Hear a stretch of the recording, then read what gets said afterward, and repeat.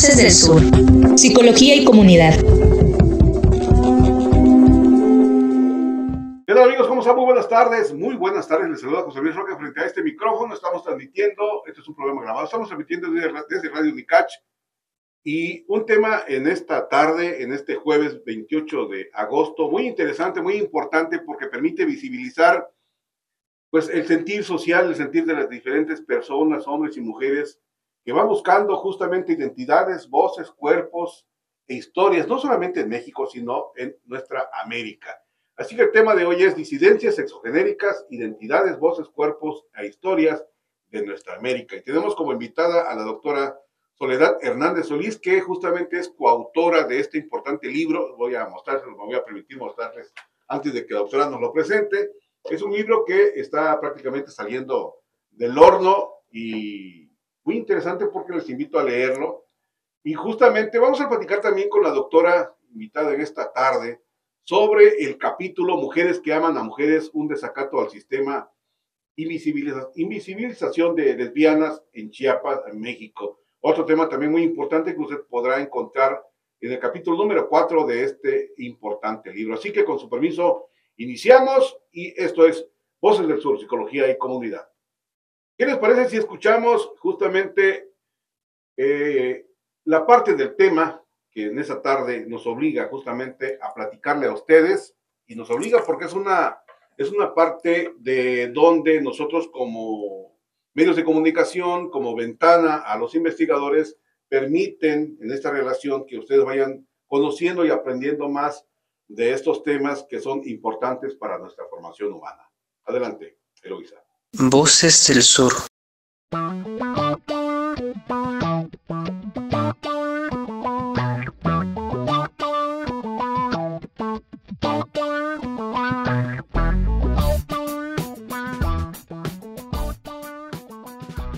Bienvenidas y bienvenidos a Voces del Sur, Psicología y Comunidad, un espacio para el diálogo, la reflexión crítica y la construcción colectiva de conocimientos.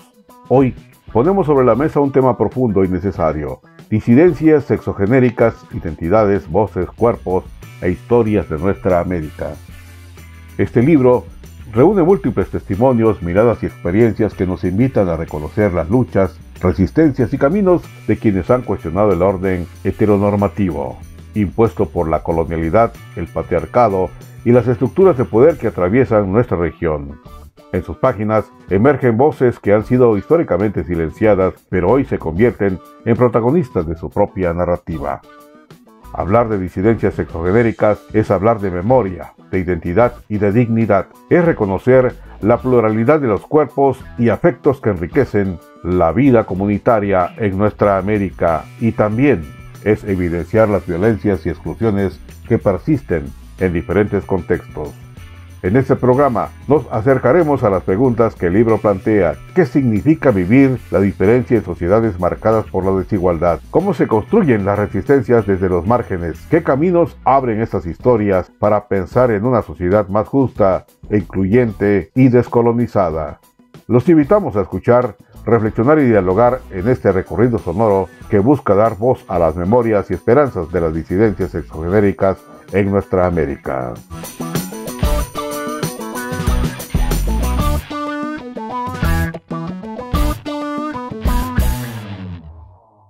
Voces del Sur.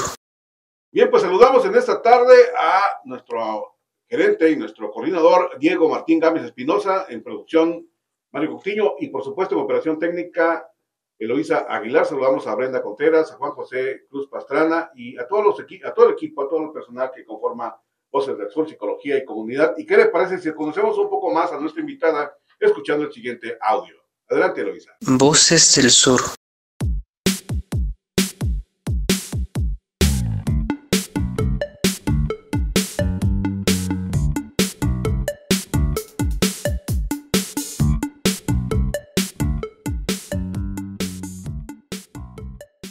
Nuestra invitada de hoy en el estudio, la doctora Soledad Hernández Solís, es doctora en educación, maestra en educación especial y licenciada en psicología, especializada en teoría psicoanalítica y especialista en terapia de pareja.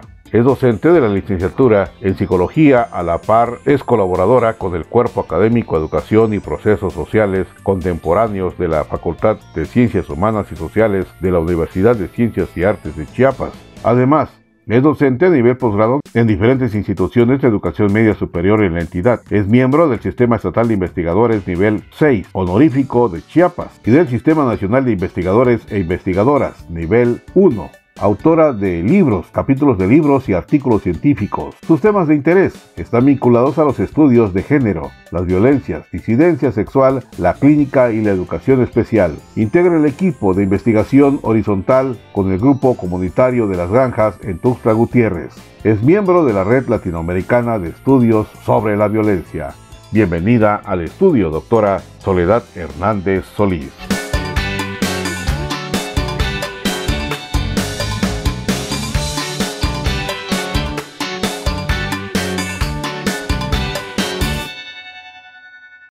Voces del Sur.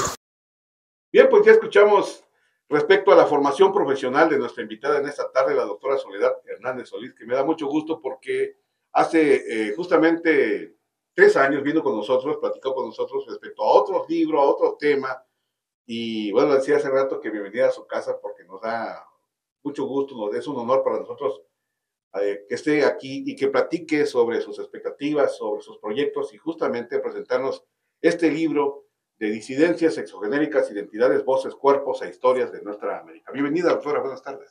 Buenas tardes, muchas gracias por la invitación y pues estamos aquí. Al contrario, me da mucho gusto que esté usted. Quiero comentarles que ando cazando a la doctora desde hace ya varias semanas para que venga al programa y de verdad que nos da mucho gusto que esta vez en su tiempo y en su agenda, es una mujer muy ocupada, nos haya permitido darnos un tiempo para usted y para nosotros, para todos ustedes y para nosotros también aquí en el estudio de Radio Unicach.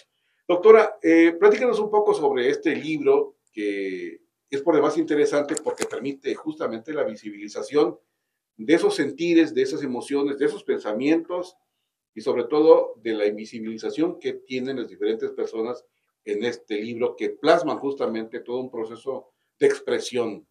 Y platícanos un poco del libro, por favor. Okay, muchas gracias.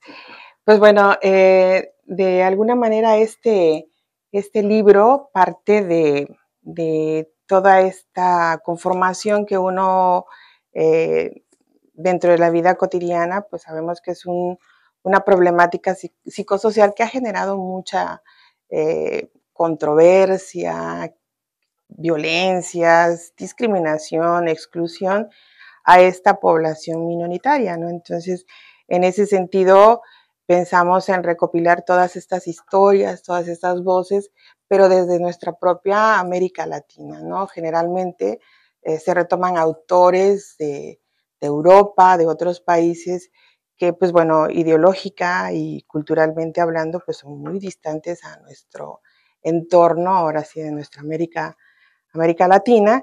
Y desde ese posicionamiento, pues hicimos una invitación a toda la población disidente a participar en este libro, ¿no? En donde, pues ahora sí, diríamos que a excepción de su servidora, pues toda la población de autores que están en este libro son disidentes sexuales, ¿no? Entonces ellos desde los países Argentina, El Salvador y México, pues dan sus voces y narran las historias y vivencias que ellos han experimentado a partir de su propia experiencia como disidentes. Antes de meternos a más profundidad con respecto al libro, la conformación de todo este texto que es importante, ¿cuál es justamente el elemento prioritario del libro hacia la luz pública? ¿Qué busca este libro? Básicamente es escuchar estas voces que es algo que siempre de alguna manera yo he recalcado, es que no se debe de hablar desde la ignorancia, ¿no?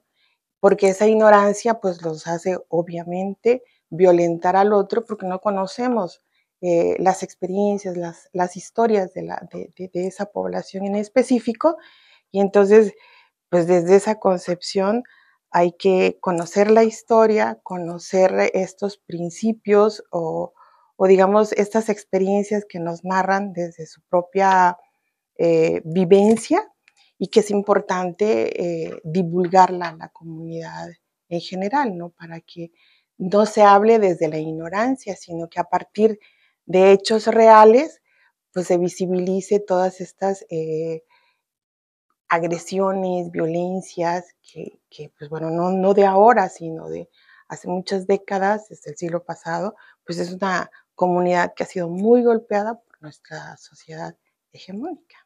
¿Cuál es, desde su punto de vista, el comportamiento social justamente? Ya comentó que es por ignorancia, que la sociedad se comporta de alguna manera violenta de diferentes formas con toda esta población y que hoy se permiten plasmarla en un libro. ¿Qué otros elementos debe considerar la sociedad para visibilizar a todas estas personas? Ahora sí que es como una arista muy profunda porque estamos inmersos en una sociedad heteronormada que desde que el momento, incluso desde que se sabe la mujer embarazada en elección del sexo, ¿no? Y todas estas normatividades de esta sociedad patriarcal que constituye en cada uno de nosotros el deber ser, ¿no? Y en este binarismo social determina hombre y mujer y no permite otro tipo de expresiones que no estén incluidas dentro de esa heteronormatividad, ¿no?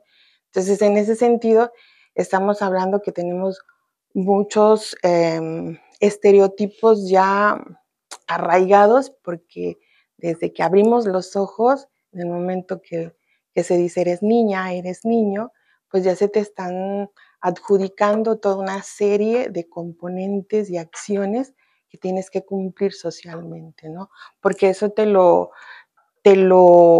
asigna la sociedad y en el momento en que no cumplas con esa heteronormatividad, te sales de esa línea y te conviertes en un disidente porque no estás cumpliendo con lo que socialmente está aceptado, Una ¿no? norma hegemónica. Así es. Interesante. Doctora, nuevamente en este aspecto, ¿cómo debe la sociedad comportarse?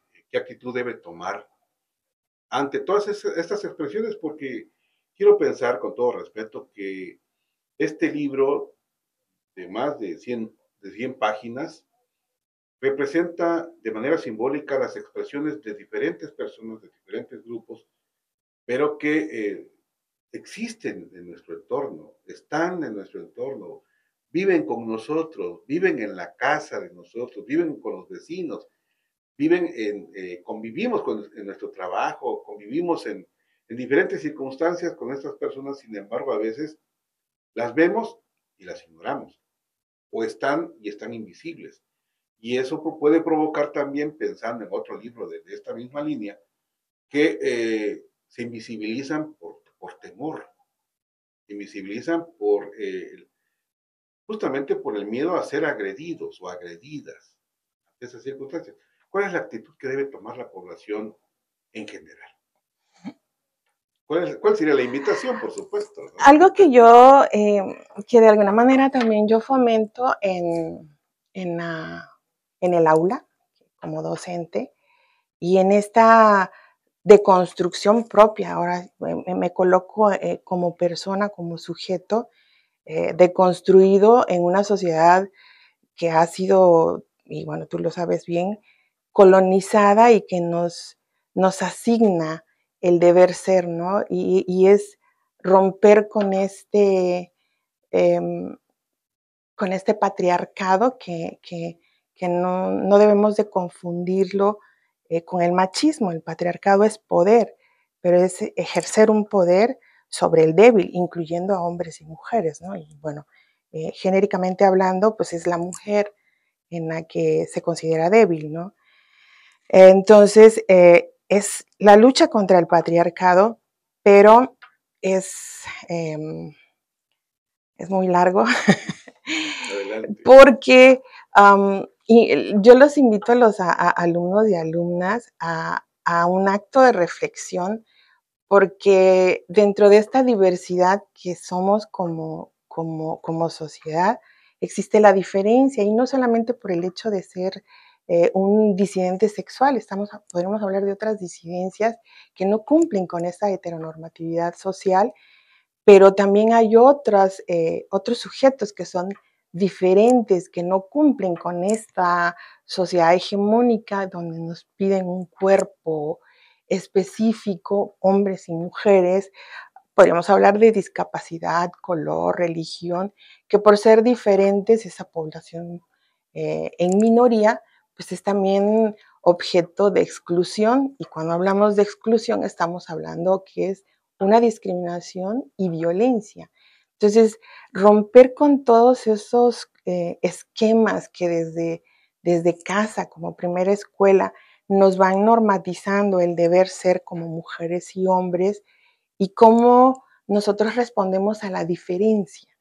Y esa diferencia no solamente están incluidas esta población sexogenérica, sino a todo lo que no cumple con esta sociedad que nos pide, ¿no? Si tienes una discapacidad, pues no estás completo, no puedes, dentro de este sistema capitalista, no respondes como yo espero que deberías de ser. Y entonces no estoy ni tampoco preparado para esas diferencias. Y así le puedo decir muchas cuestiones de diferencia, y es como colocar a los estudiantes en esta reflexión que nosotros debemos de alguna manera promover estos valores inclusivos donde todos como seres humanos somos diferentes, pero tenemos los mismos derechos, ¿no? A expresarnos, a sentir y a hacer lo que tú desees de hacer, no bajo una imposición social. Esto puede llevar a pensar, doctora. Estamos platicando con la doctora, nuestra invitada en esta tarde, Hernández Solís, de Soledad Hernández Solís, que la sociedad pudiera estar inmersa y bañándose en prejuicios sociales, circunstanciales, normativos o heteronormativos ante esta disidencia sexual. Por supuesto, o sea, la sociedad, digamos, tiene su propia construcción y tiene un objetivo, ¿no? Y eso es la producción, y estamos hablando desde el capitalismo, ¿no? Sí, Lo único que en este enmascaramiento, yo diría que esta búsqueda de que seas un hombre o mujer exitosa, pues finalmente lo que a la sociedad le interesa es que produzcas, que me seas productivo socialmente y punto. Y dentro de esos criterios que establece, pues tienes que ajustarse. Ahora sí, dentro de una mirada, el llamar sujeto es porque estamos sujetos a unas normas que ya están estandarizadas, y que no diríamos que es una sociedad prejuiciosa, sino que para la sociedad no es un prejuicio, es una ley, es una norma. Y una norma no la podríamos decir que es un prejuicio, ¿no? Pero partiendo de esta normatividad, pues se generan una serie de prejuicios en todos los entornos que rodean a esta sociedad: familia, iglesia, escuela, etcétera, ¿no? Este llamado, esta expresión en el texto y en otros textos más, porque no solamente es el primero que ha surgido en Chiapas, en la UNICACH, con investigadores propios chiapanecos, con colaboración de personas de otras latitudes del mundo,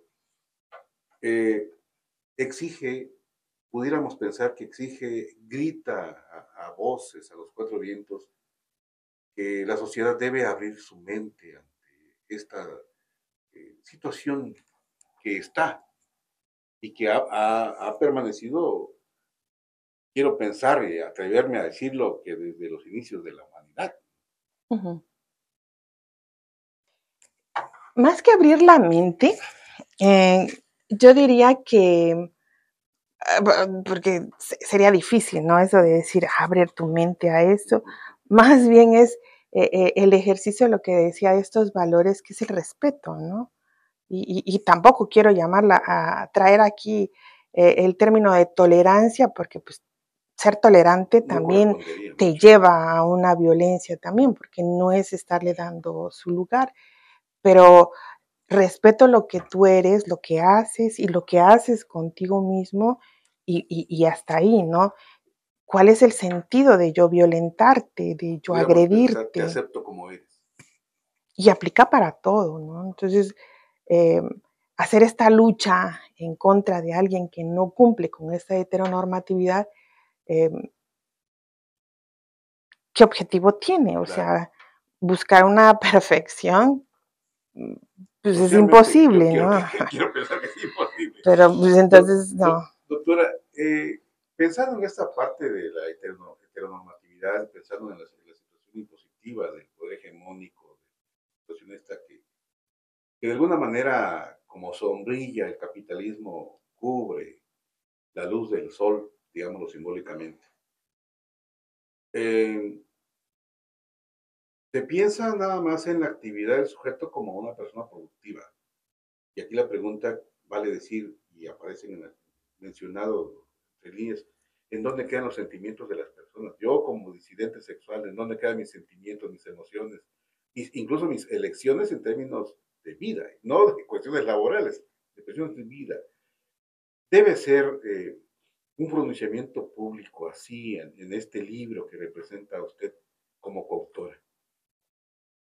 Pues te diría que, por ejemplo, todos estos autores que de alguna manera levantan la voz a partir de sus propios cuerpos, están haciendo un ejercicio de visibilizar a aquellos que no, que todavía por el temor, por todas las situaciones que rodean a esta población, están ocultos. Y en ese sentido, em, se valora mucho estos discursos porque a partir de esas experiencias que ellos narran, pues podemos visibilizar todos estos sufrimientos que tanto familias como el propio sujeto en sí ha padecido durante, se descubre o se percibe que es diferente, que no, que algo, algunos chicos o chicas que comentan es que yo soy la que estoy mal. Algo está mal en nosotros y nosotros somos los que estamos mal.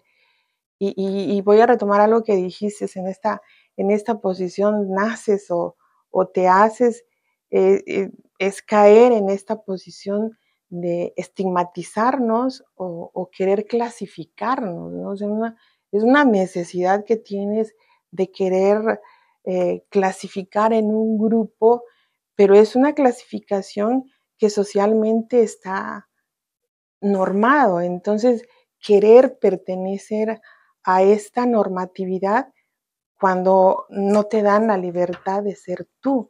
Y dices, esto fue de antes, pues digamos que en otros siglos, pues el amor se manifestaba y no importaba con quién, ¿no? Hablemos de los griegos, de los filósofos, donde la homosexualidad pues, no era tan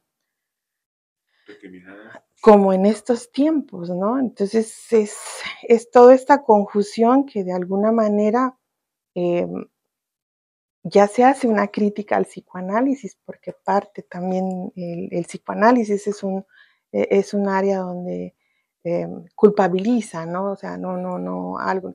Y la lucha de esta población en estos movimientos que ha generado en la búsqueda de esa visibilidad y todo, recuerde, por ejemplo, el DSM-3, cuando estaba la homosexualidad considerada como una enfermedad, y todos estos movimientos que ellos han hecho, pues es precisamente ir eliminando este tipo de ideologías que los han perseguido, satanizado y diagnosticado, ¿no?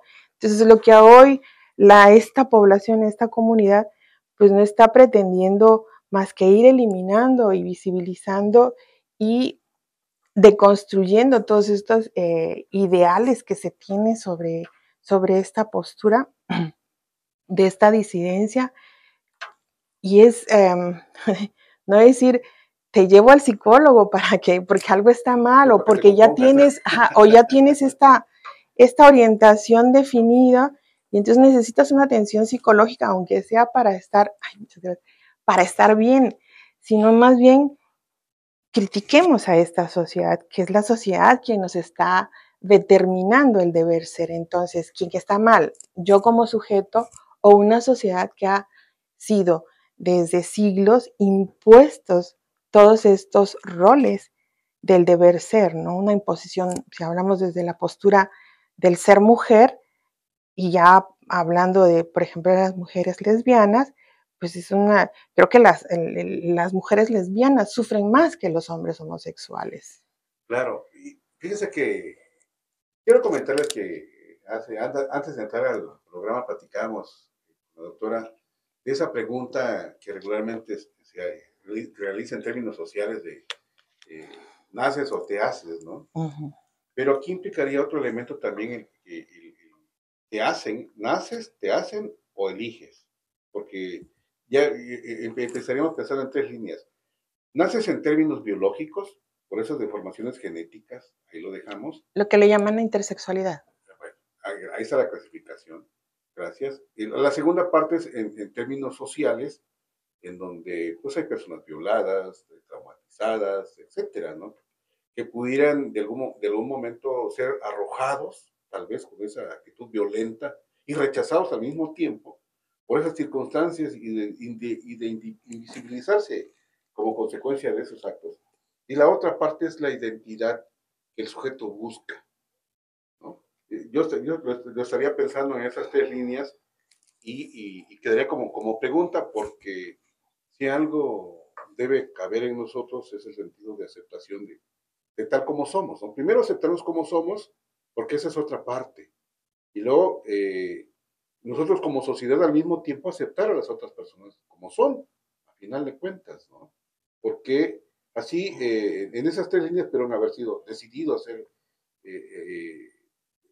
seguir o formarse o redescubrirse en ese sentido, ¿sí? Y que el otro también lo perciba y lo acepte como es.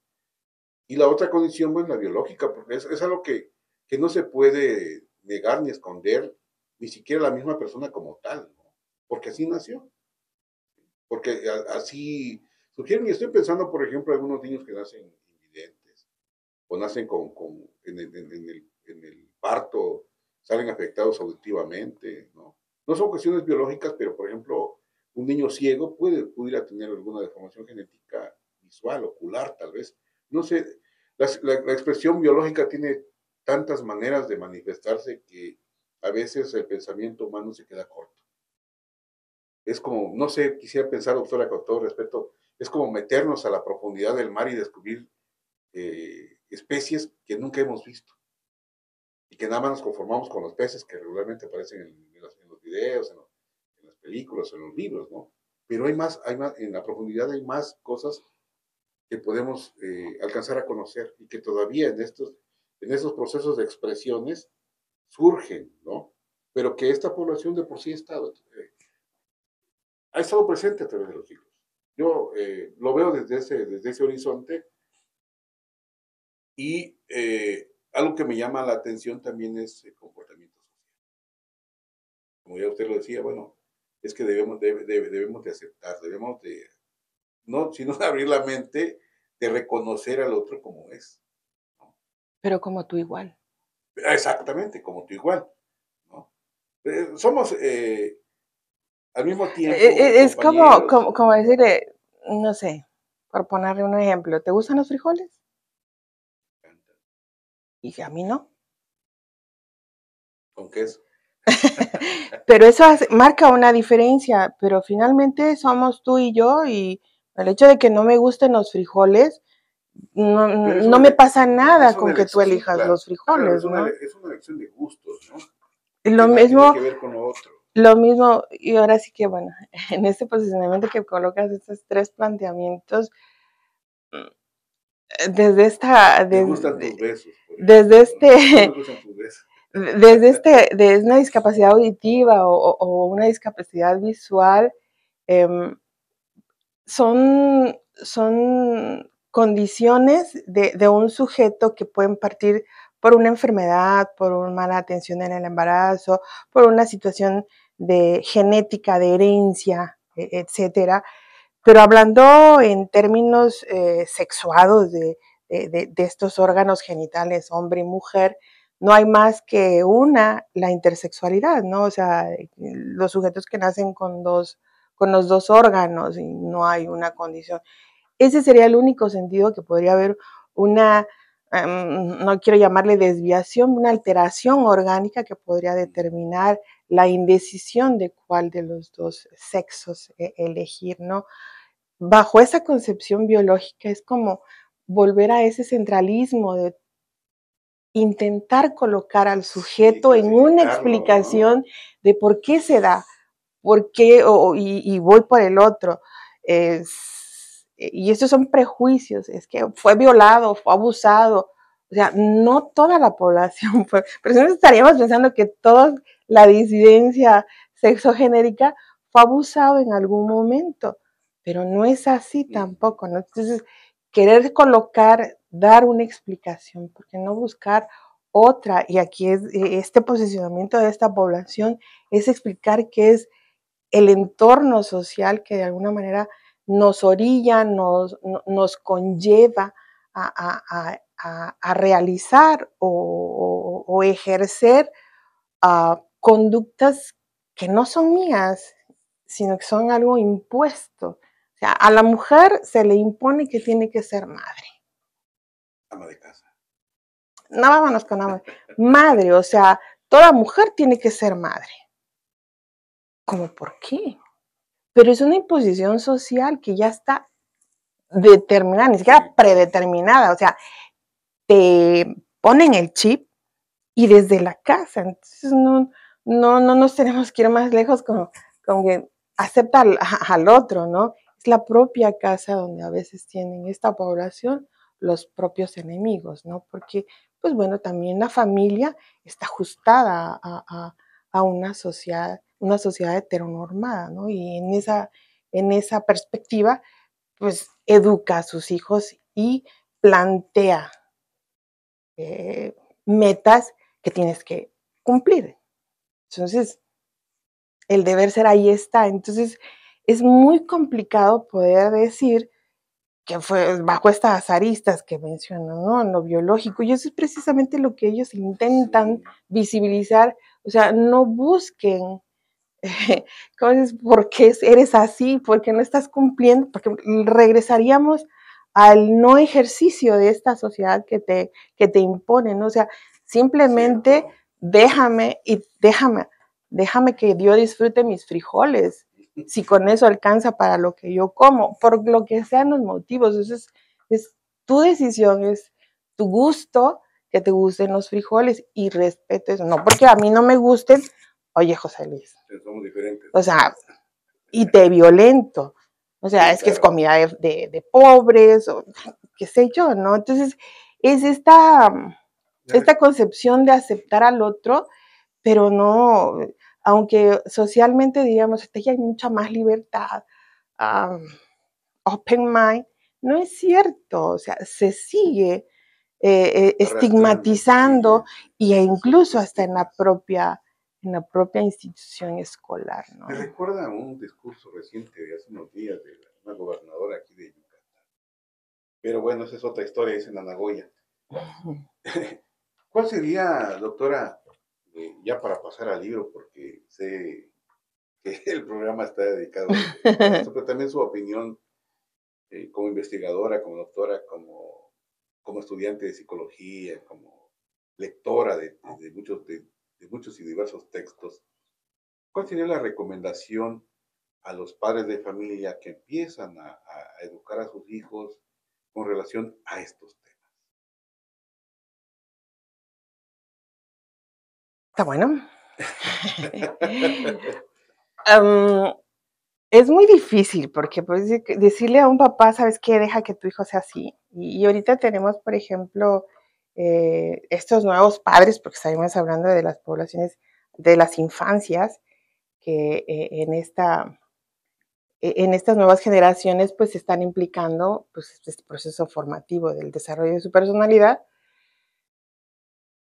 Tendríamos que hablar de padres deconstruidos, ¿no? Y parece mentira, pero bueno, no sé si estás enterado, pero se está generando ciertos movimientos actualmente en el ejercicio que estas poblaciones adolescentes están haciendo un ejercicio en regreso al patriarcado. Y en ese ejercicio pues está nuevamente establecer estas normas de este sistema heteronormativo, es decir, las mujeres antes como eran, sumisas, obedecían al hombre, quieren ese regreso. Ni siquiera como neo, ¿no? Sino el Y, retorno y, hacia... y estas redes están bastante complejas y amplias, y ahorita tienen la facilidad del acceso a estas redes sociales, donde se están promoviendo este tipo de pensamientos basados en una política conservadora, y que, pues bueno, estamos viendo a nivel mundial cómo hay ciertos países donde están regresando gobernantes conservadores, por ejemplo Argentina, ¿no?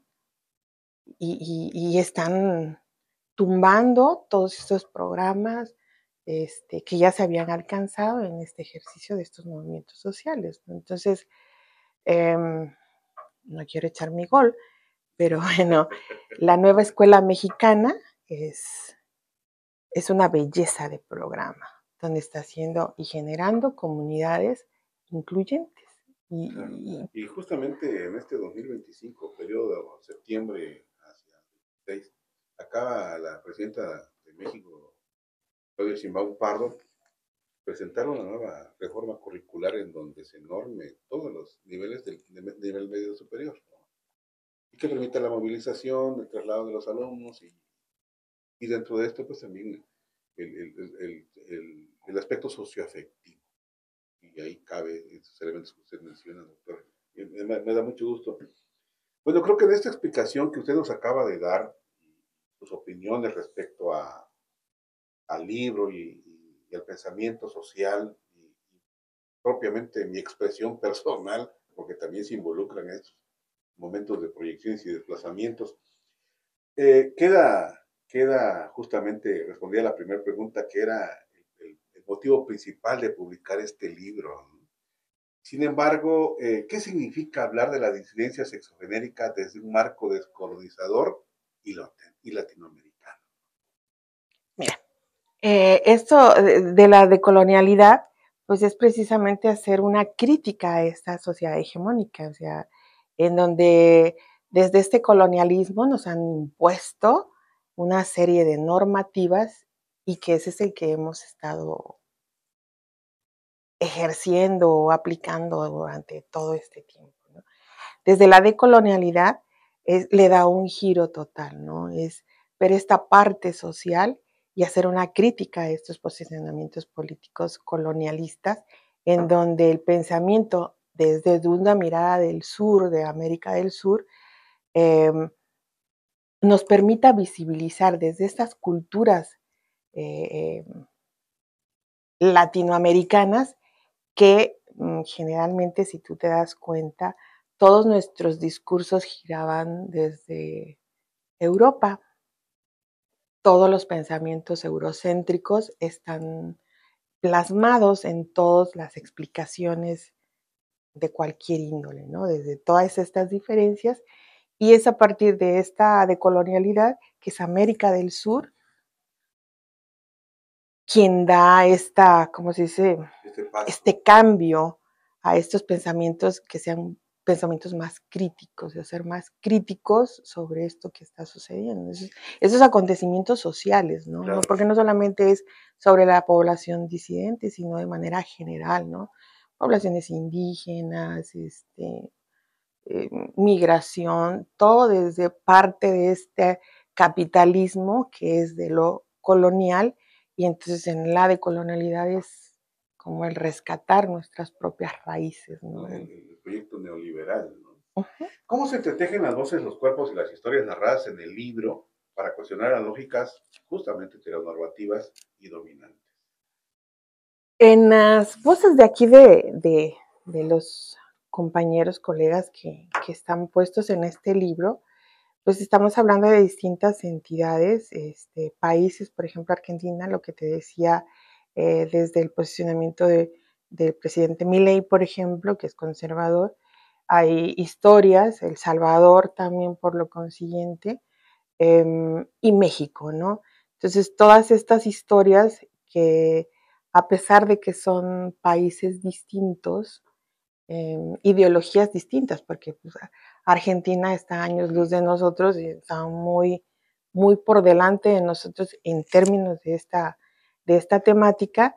Sin embargo, las narrativas, las voces y las historias convergen y aterrizan en el mismo punto, ¿no? Toda esta violencia, esta invisibilización y discriminación en todos los ámbitos, ¿no? Y cómo son percibidos socialmente. Entonces, estas historias, a pesar de que son países distintos, pero somos de la misma América Latina, cojeamos del mismo pie y se impactan las mismas conclusiones, ¿no? Que seguimos en una sociedad hegemónica patriarcal que sigue predominando y que, bueno, si no hacemos, si no levantamos estas voces, pues estas voces pues, serán calladas, ¿no? Claro, y, por ejemplo, junio, mes del orgullo, no sé si se has enterado, por ejemplo, que después de la marcha, pues ya se dieron más de 5 asesinatos a esta población que estuvieron en el movimiento, en la marcha, ¿no? Entonces, esas voces fueron calladas, claro. ¿no? Que de alguna manera esas voces que salen y marchan y enfrentan a la sociedad, pues también están luchando por un espacio que les corresponde, ¿no? Y quiénes somos nosotros para eliminar lo que sirve o lo que no sirve, ¿no? Esto nos lleva a pensar, doctora, los aportes económicos, perdón, académicos, políticos, que ofrece esta obra para comprender justamente la diversidad. ¿Cuáles son los Sí, aportes? con los aportes académicos, políticos, de las políticas públicas incluso. Quitémonos eso, porque parte de este pensamiento precisamente de colonial es que la institución es lo que viene a echar a perder todo. Pues, somos tan académicos, estamos en una posición de privilegiados y seguimos ejerciendo ese privilegio y lo que se traduce ese privilegio es en poder, un ejercicio del poder. Entonces, parte de mi formación ha sido ir deconstruyendo en que yo no eh, debo de desacademizar. O sea, Pudiera pensarse, doctora, el que este texto en términos, tal vez no visto al académico, la pregunta, ¿no? Es necesariamente pensar en este posicionamiento académico o del académico con el poder, sino aquel que es útil para poder traducir y enseñar estos elementos, como el humilde maestro, como el humilde profesor, y no académico necesariamente en ese posicionamiento económico, político, ideológico, ¿no? O incluso hasta capitalista. No, sino desde una posición de, bueno, ¿qué me enseña este libro para que yo pueda compartirlo con los demás? En términos de enseñanza, ¿no? A eso se refería justamente la pregunta en términos académicos, más que en el otro nivel que pudiera no ser, ¿no? pero es que de alguna manera estamos El en concepto. ese sistema. No quiero ser crítica, pero pues No, adelante. este espacio No se es autocensura. este espacio es algo del privilegio, pues, o sea, algo que debemos, y esto lo he ido aprendiendo, me ha costado, porque desde este pensamiento, escuchar a colegas de Colombia, de Argentina, donde las situaciones son bastante distintas a las de nuestra entidad mexicana, y como estos privilegios que nosotros tenemos de estar como docentes, incluso el hecho de ser maestro, implica tener un poder sobre el otro, ¿no? Y separarnos de este posicionamiento del ser docente y estar a la misma altura, por ejemplo, de mis alumnos, cuesta, porque la imposición de una lista, de una asistencia, de un reglamento, incluso hasta el del propio como investigador, Sí, ¿no? es Somos coercitivo, ¿no? extractivistas, utilitarios, porque utilizamos para un beneficio. Pero ¿cuál es el beneficio para esta población? ¿Cuál es el beneficio para el resto, ¿no? Y de alguna manera lo que se pretende es que esta información llegue a todos. O sea, que no se quede solamente aquí, que no se quede aquí en la escuela, sino que se lleve a las comunidades. ¿Cómo llego y cómo me acerco a estos padres de familias para deconstruirle todos esos pensamientos hegemónicos que ya los traen, pero bastante arraigados? Y es muy difícil, pero también viene mi propia deconstrucción, ¿no? La verdad es que es una forma, un libro que contribuye a ampliar el debate sobre los derechos humanos incluso y la justicia social en América. Indudablemente el contenido así lo refleja y así lo manifiesta. Ujú. Pensando en este rol de la asignación de la interseccionalidad, en este análisis que nos obliga a pensar, a reflexionar y tal vez a encontrar respuestas subjetivas, verdades nuestras tal vez, en género, etnia, sexualidad, podemos encontrar todos estos elementos dentro de cada expresión en los capítulos que contiene este libro. Y refleja ese llamado, ese anuncio de que aquí estoy y aquí existo, vean, y que al igual que muchas personas han atravesado posiblemente o van a atravesar posiblemente el camino que yo he tenido, por las mismas experiencias. Mira, cuando hablamos de la interseccionalidad, ya basándonos en el libro, nos faltaría haber agregado, estuvimos a punto de alcanzarlo con una escritora que se llama Adriana Guzmán. Ella es de Bolivia, ella es indígena, población originaria, pero además de ello es lesbiana. Entonces tiene un discurso fenomenal y ahí estaríamos eh, visibilizando al feminismo comunitario, Claro. que está invisibilizado y partiendo de estos movimientos que se han generado, pues están desde la parte de la blanquitud, en el ejercicio del blanco, pero ¿dónde están los afrodescendientes? No están aquí en este libro, o sea, Pero van a ser retomados en...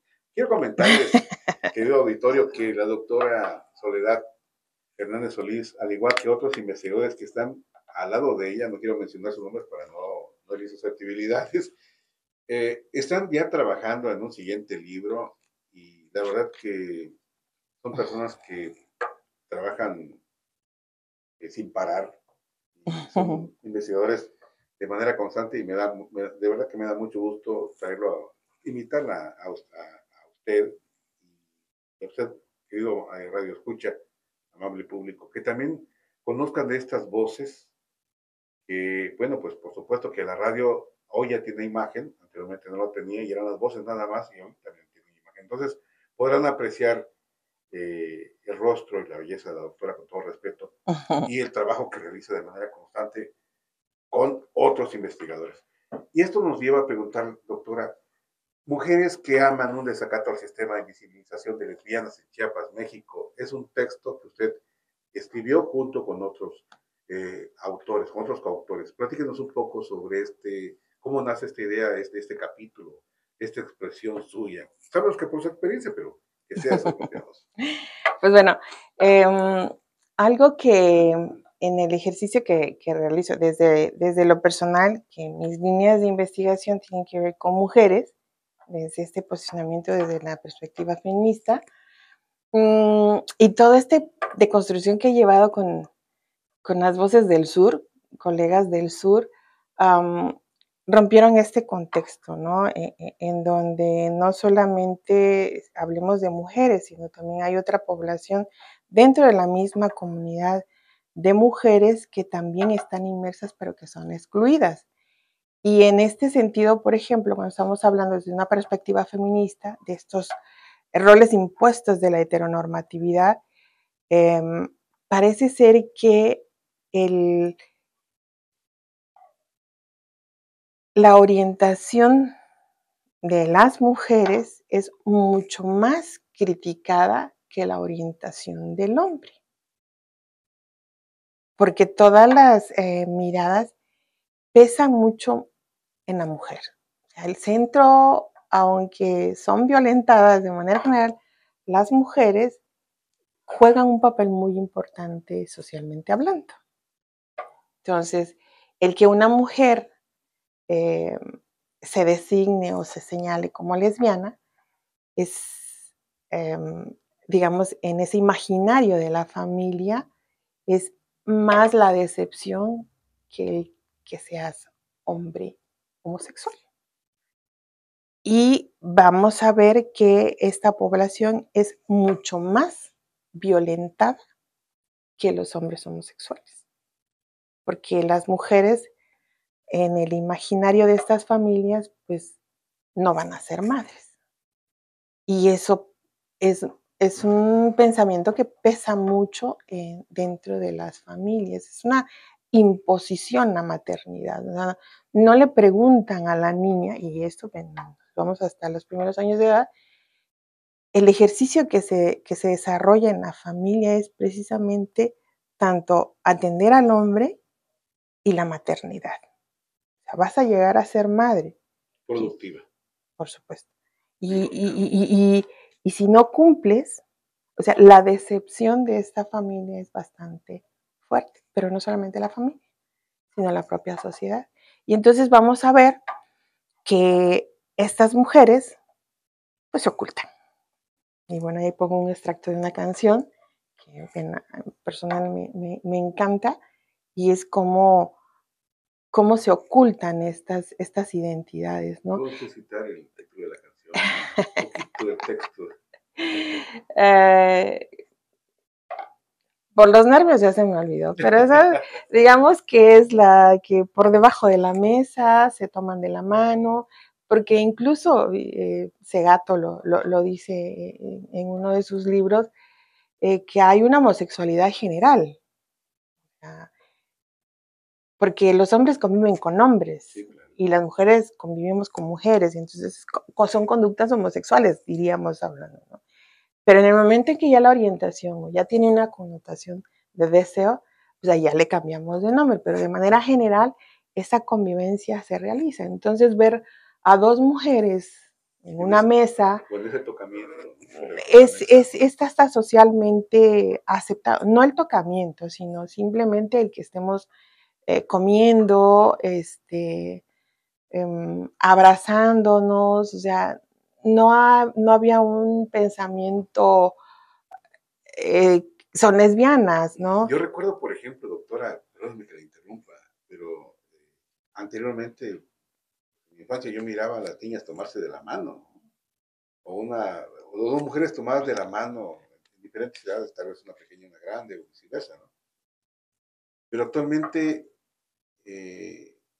yo escuchaba a algunas mamás en el transcurso de la historia de mi vida, que no se dejaran tomar la mano de sus amigas porque podía pensarse mal.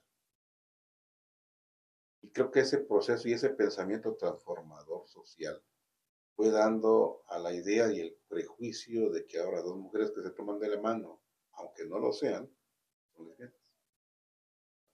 Y que muchas mujeres... Ahí está la canción. ¿Sí? Dos mujeres que se dan la mano. entonces hay mujeres que dice a otra mujer, sabes que no me toques, no me tomes de la mano, ¿no? Cuando originalmente no se tomaba en ese sentido, pues.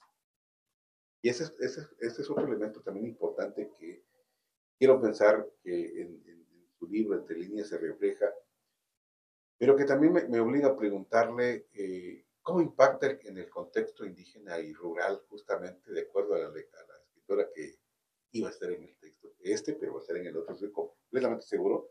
Híjole, está difícil. Y la íbamos a traer también para el Congreso a ella, pero como ella es activista, incluso hasta la metieron a la cárcel hace poco, ¿no? Porque no solamente habla sobre los movimientos disidentes. Sociales. Simplemente ella habla y su discurso, fue mi maestra, es terminar con el patriarcado. O sea, pero que no se confunda el patriarcado y hablan mucho de aquí de las mujeres zapatistas. O sea, somos un ícono en América del Sur con los zapatistas, ¿eh? Sí. Y aquí Chiapas, yo no escucho eso de mis alumnos, ¿no? Entonces, y ella menciona que algo que está haciendo que sucedan estos tipos de violencias es porque los sujetos no conocen sus raíces, no conocen su historia. Y si no conoces tu historia, estás perdido. Claro, ya ni siquiera volver a repetirlo, ¿no? ¿De qué manera se refleja justamente esta violencia simbólica, estructural en la vida cotidiana de las lesbianas chiapanecas? Híjole, me la pone difícil. ¿De qué manera? Yo creo que algo que he escuchado por parte de ellas y ellos, que algo que ellos buscan más es el reconocimiento de sus propios padres. Con eso es suficiente. Tener el reconocimiento,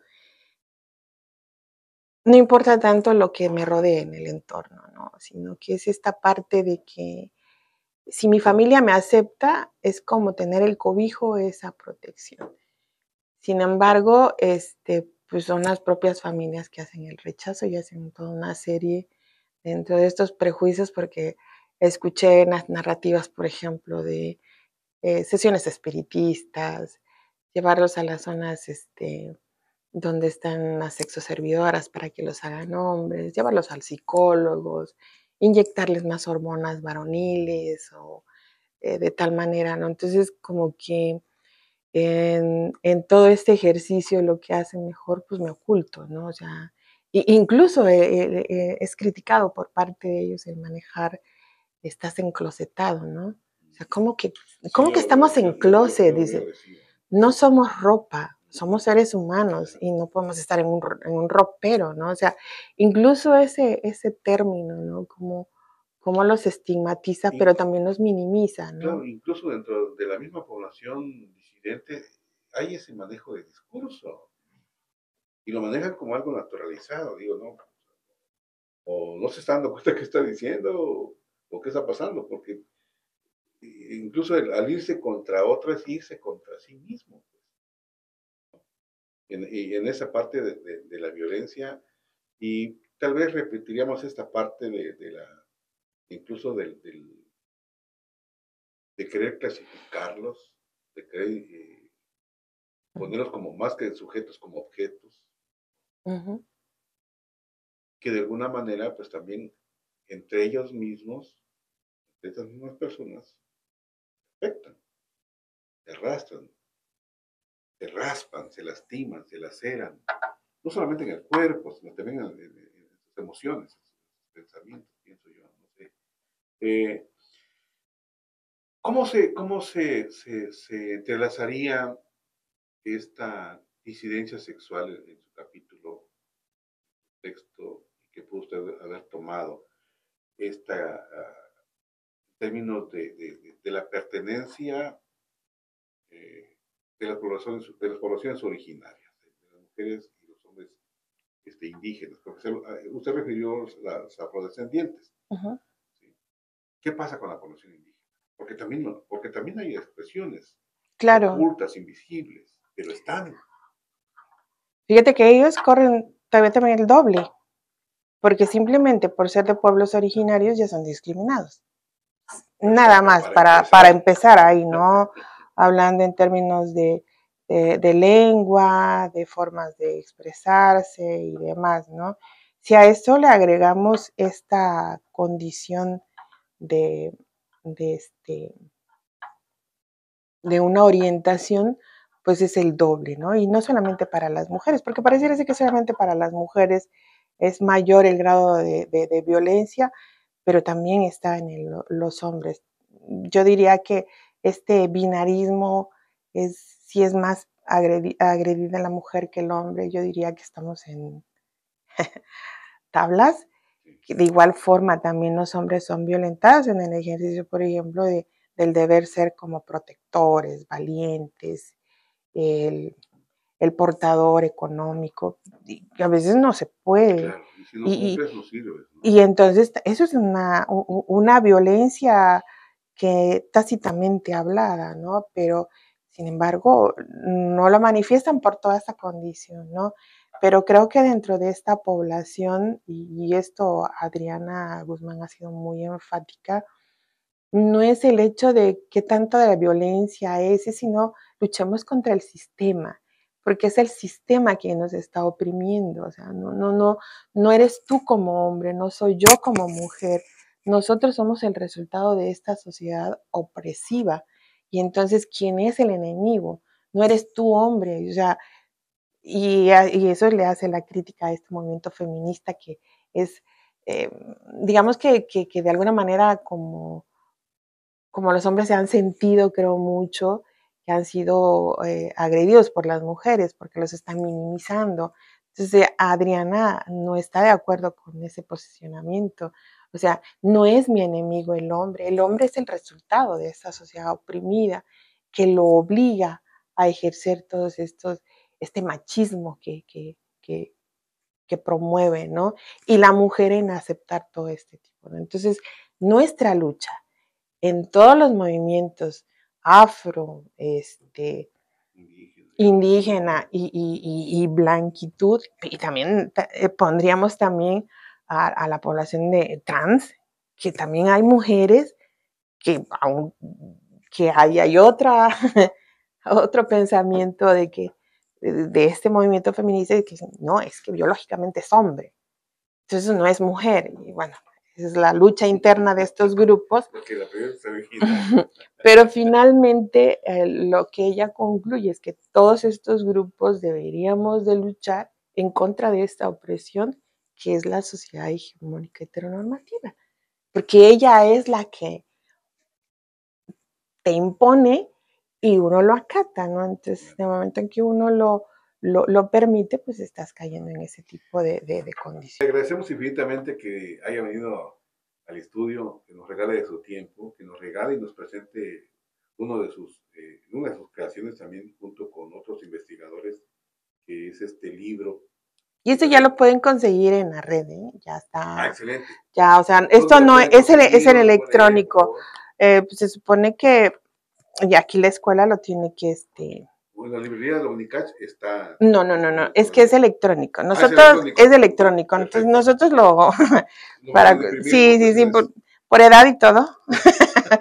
Es mucho mejor leer un libro físico que subrayar, poner comentarios y demás, pero sí se encuentra en electrónico, ¿no? En Researchers ya se están subiendo, cada uno de los autores están subiendo sus capítulos a las distintas redes de investigadores, de los distintos buscadores de textos gratuitos. Por supuesto. Excelente, pues esa es la mejor manera de poder educar y reeducar el pensamiento humano. Doctora, ¿algo más que deseo agregar en esta tarde de agosto? Pues ahora sí que algo que me gustaría, algo que dijiste de cuáles serían mis palabras que le diría a estos papás. Creo que cuando estamos hablando de lenguaje inclusivo, López Melero y Maturama mencionan un valor que es muy importante, que es el amor. Y desde esta parte, no el amor erótico, sino el amor por todo lo que uno le gusta y hacerlo con esa convicción que te nazca y que ese agrado, ese placer que te provoca, el poder ejercerlo con quienes están a tu lado, creo que es la respuesta para que puedas aceptar las diferencias, porque también hablaríamos de las diferencias de los cuerpos. Claro. Y entonces es algo que pega mucho en las familias y que estigmatiza, ¿no? Con los sobrenombres o la sobreprotección de un hijo, ¿no? Entonces, pues la invitación es de que pues apliquemos el valor del amor para ser más incluyentes. Pues agradecemos infinitamente, doctora, le agradecemos que haya estado con nosotros en el estudio. Gracias, de verdad, a la doctora Soledad Hernández Solís, a su familia, que nos también pues tenemos el honor de conocerlos, también son investigadores. El tema de hoy, disidencias sexogenéricas, identidades, voces, cuerpos e historias de nuestra América. Gracias a todo el equipo de Voces del Sur, Psicología y Comunidad. Gracias, de verdad.